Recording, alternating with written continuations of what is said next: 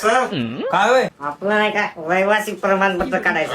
बरोबर काढू द्या ना. उत्पन्नाचा दाखला द्या तुम्ही. उत्पन्नाचा दाखला तिथं नाही घेऊ. उत्पन्नाचा दाखला नाही. अहो उत्पन्नाचा दाखला लागतेच. मग काढा की, तुम्हाला माहित नाही का काय लागते काय नाही. बरं ठीक आहे काढतो. पॅन कार्ड रहिवासी प्रमाणपत्राला पॅन कार्डाची सिस्टीम करून घेईल.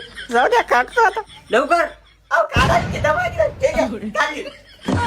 अबे मूर्खा तुला पॅन कार्ड म्हणलो नाही ते वरे कर. पॅन कार्ड दे म्हणलो होतो.